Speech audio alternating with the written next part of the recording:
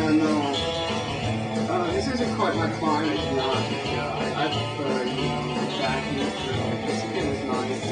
Michigan's like cool through the days. You like it hot like that? What? You like it warm? Sure. Sometimes I like it warm, but I don't like snowy climates. But I'm pretty much stuck in the city, I got like a wee little apartment, I'm looking for a job right now, I got fired. I came in one day and I was fired. Just like that. Isn't that amazing? What happened? One day I came in and I was fired. They gave me this long filing document, 12 pages of nonsense, man. It didn't make any sense.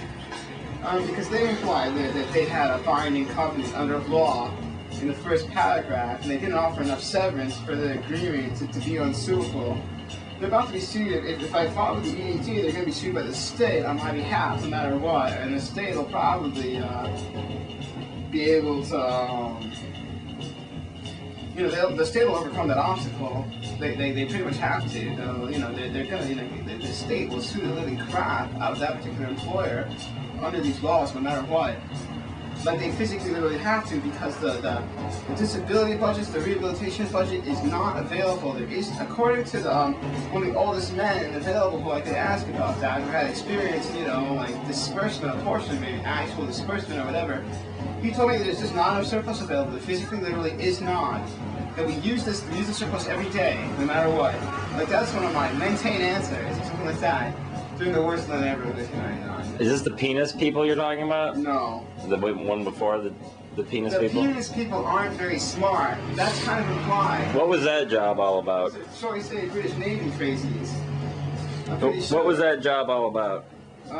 They needed a justice of the peace to ask limited survey questions regarding what turned out to be bank risk, as far as I could tell. And they felt that because the surveys were not only over-monitored, not only were the surveys over-monitored, but in addition, not only were they rude and the surveys over-monitored, but they were bad surveys, and they didn't have enough sample for the representation, and that survey, the penile health survey of Asian American men, was basically a reproductive health survey of Asian American men. How did your day go? How did it start? What kind of questions are you asking these people? Well, first there was an intro, a screener intro, and then after that,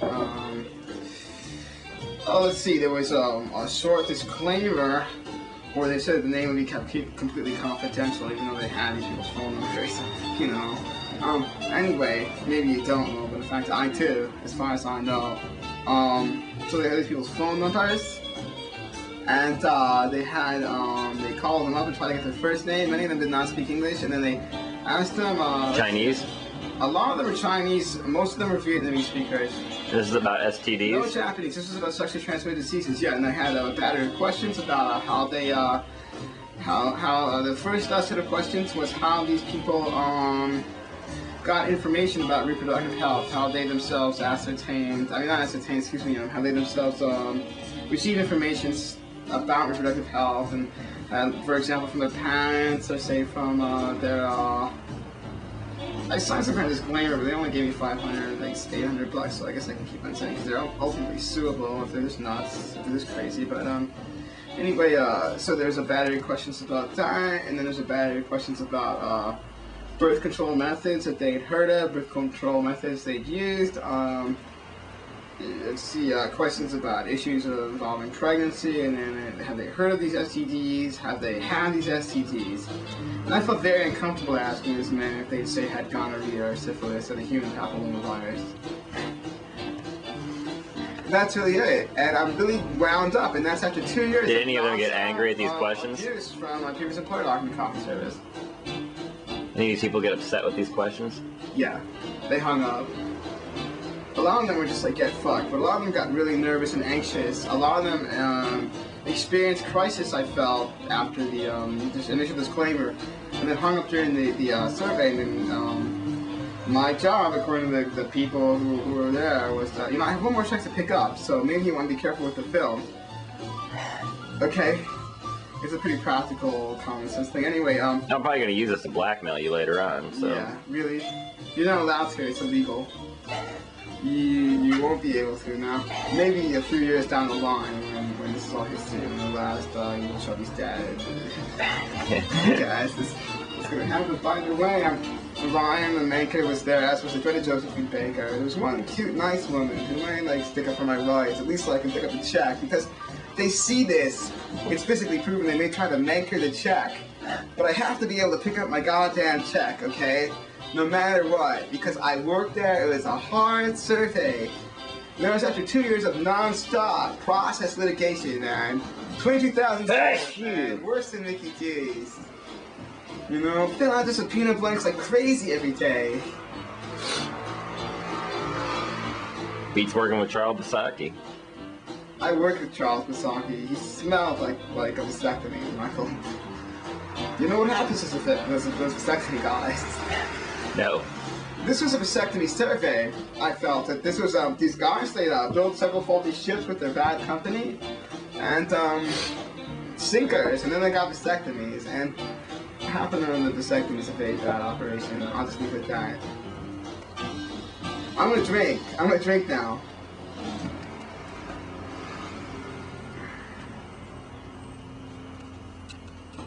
The problem with this is the subject eventually drops his pants. Okay? That's why you can't use this method. You get it?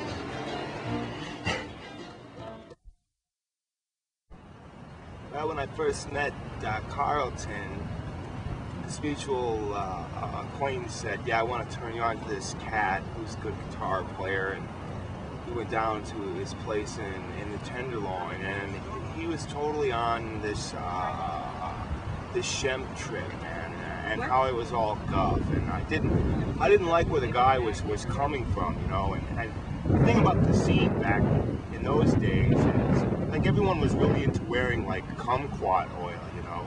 That was just the thing that happened, you know, the Basaki oils and things like that were hip back in that time, and so he was living in this room in the Tenderloin, and we went down there, and it was like this whole big deal, and he didn't like the way we smelled, and he came across as being like this really abrasive type of character, and overbearing, would you say?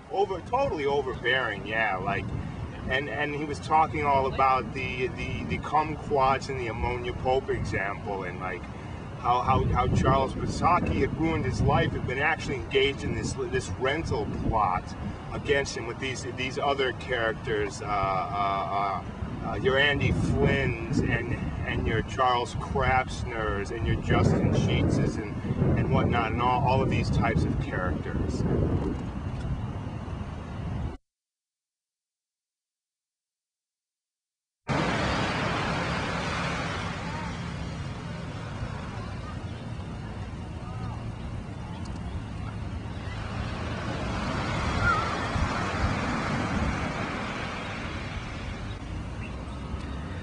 So what's all this about Dustin Sheets anyway? You're not gonna film me talking about this. No. He was crazy. He was a mensch. Nobody could deal with him. He stank so bad, it was unbelievable. There was like stinky baby Dustin Sheets. That was what's going on. And he would say the stupidest things, and if there's a job that he was supposed to be doing, he never did it. Well, how did that relate to Charles Basaki, though? Charles? You're not filming this, are you? No.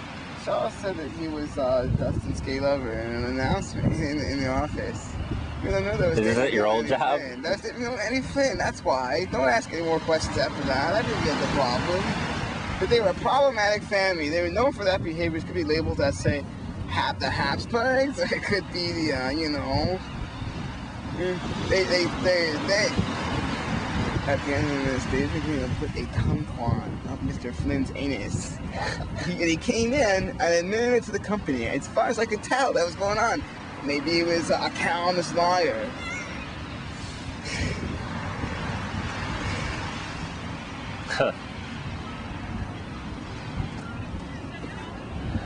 What should I film? Oh, you can just film me, because that was too frightening. You're the